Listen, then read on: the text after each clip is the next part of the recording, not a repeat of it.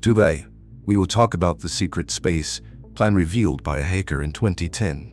On an ordinary day in cloudy and rainy London, a man named Dragon Press was in his apartment, pouring a cup of coffee when he casually opened his email. At the top of his inbox was an email from the U.S. Department of Defense. Shocked, he quickly opened the email, which read, "About an hour ago, we talked with a representative from NASA. I confirmed the Solar System Supervisor plan is a NASA project.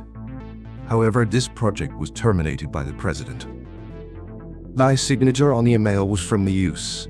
Department of Defense. Trembling, he spilled his coffee, realizing the Solar System Supervisor plan was real. He didn't care much anymore, grabbed his coat, and rushed out of his apartment because he had to quickly find his collaborator to discuss his new situation. Who is this character Dragon Purse? He's a television producer and an independent investigator. At that time, he was collaborating with another producer from the BBC on a documentary about an extraterrestrial fleet.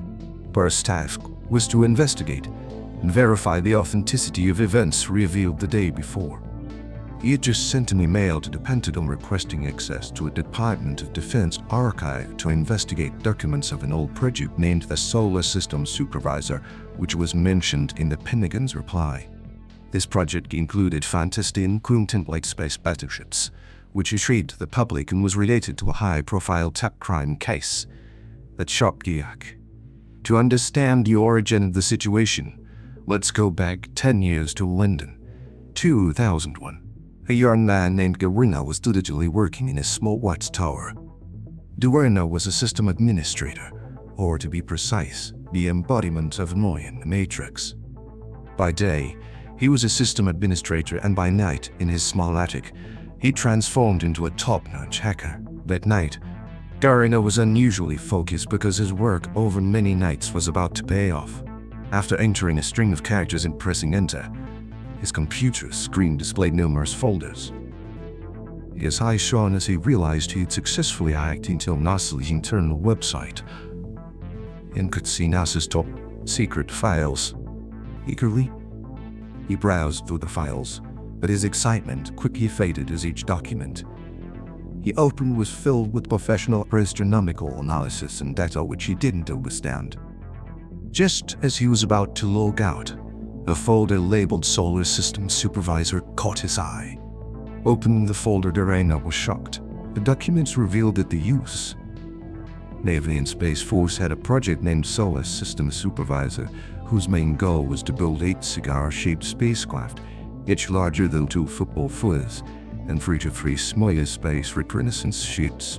The project label indicated it was a black project, meaning any project labeled as such top secret defense or military-related. Its content, contractors, and associated government departments were not disclosed publicly. For example, the famously secret Manhattan Project was a black project. From its initiation by President Roosevelt in 1949 to its conclusion in 1947, the media found no keys about it until the atomic bombs at the time of Little Boy at Fat One were dropped over Hiroshima and Nagasaki, Japan. Even then, the 130,000 employees involved didn't know they were part of the Manhattan Project until half a century later. Music plays, lasers saying walk at night often, and he will eventually meet a ghost. Every day around the websites of the Department of Defense and NASA. After nearly a year, he was caught by the Department of Defense's network administrator. The Pentagon, furious, accused Garina of sabotaging the computer systems of the U.S. Department of Defense, but didn't mention the leaked documents. To bring Garina to justice, the U.S. wanted the ARC to extradite him to face trial for the highest possible charges, which could mean 70 years in prison. Moreover, the Pentagon's harsh words caused sensation in the ARC, where citizens did not want Garina to be extradited, partly due to the American attitude. Just a hacker, they argued, as he killed anyone or caused significant loss to the U.S. Didn't respond, but was it fair for a young man to spend his life in prison out of mere curiosity? However, the Pentagon was adamant about extraditing Garina. The Guyuk government, influenced by public opinion, did not want to extradite him. Hughes accepted this as a compromise, but requested that Pak ensure Guerrero will be safe and could freely speak out. Despite this, Dragon Purse and Detroit proactively sent an email to the Pentagon's Information Department asking about the Solar System Supervisor project. Although he sent the email without expecting a response, the outcome was surprisingly positive.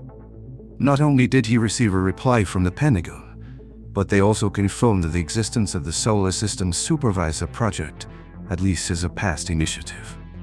They even encouraged Purse to submit his query to NASA's Information Department, suggesting that NASA might assist.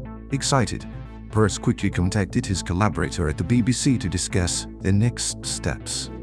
Looking back, it's peculiar how the Pentagon now willingly acknowledged the existence of the Solar System Supervisor project. Why then did they go to great lengths to extradite Guerrero years earlier? Since the start of the 21st century, the U.S. government has faced pressure from various quarters, including former government officials and scientists, who have come forward to reveal that the government has hidden too much from the public about unexplained phenomena not befitting a democratic government's actions. Just a few months before Purse sent his inquiry in late 2009, President Obama signed Executive Order 13,526, expanding the scope for declassification. Hence, Purse was fortunate to receive a prompt reply from the Pentagon. Purse and the BBC producer felt hopeful and decided to proceed with the documentary on the Solar System Supervisor project. They were determined to proceed even if Guerrero refused to speak. They believed that finding another insider or getting a bit more concrete information from NASA would ensure the program's success. As spirits lifted, they began searching for interviewees. Eventually, they found William, a former U.S.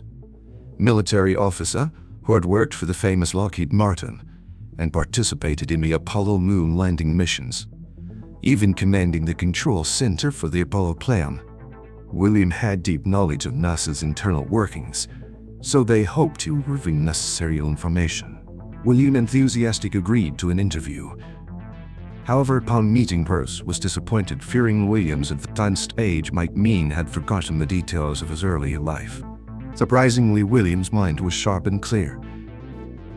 He confirmed his small role in the Solar System Supervisor project, recalling that in 1979, he and his team received a secret order to arrange a surveillance system in the solar system, called the Solar System Supervisor. He recalled the design of the spacecraft, noting that he was only involved in designing one type. The manufacturing site for these large spacecraft was a underground base near Salt Lake City, Utah, in a valley east of the Wasatch Mountains. William had never been there due to security clearance issues, but he heard from colleagues that the spacecraft being prepared were about 1 mile long. At this point, it might seem unbelievable that the U.S. had the capability to build such enormous spacecraft in the 1990s and even launch them into the solar system. There was skepticism about William's claims, which seemed too incredible to be true. For example, NASA's plans to return to the moon in September 2022, despite over 20 years of preparation, faced devastating technical issues. William's claim of a 1 mile long spacecraft being prepared in 1979 seemed far-fetched. Despite these doubts, Purse continued the interview, asking who was leading the construction of the spacecraft. William's answer was even more astonishing. He claimed that extraterrestrials as well as humans were involved in the project. This revelation stunned Purse. William promised to write a book detailing his experiences and shared that extraterrestrials had long been involved in Earth's space exploration efforts. For instance, the 1960s moon landing technology and spacecraft design were practically provided by extraterrestrials as part of an agreement signed by President Eisenhower. Despite their advanced technology, extraterrestrials regularly conquer Earth, but cooperated through contractual agreements. William's information suggested that outside the solar system, conflicts between different alien races were frequent, causing concern among U.S. military leaders. Hence, the Solar System Supervisor Program aimed to build a space force to protect the solar system, and by extension the Earth.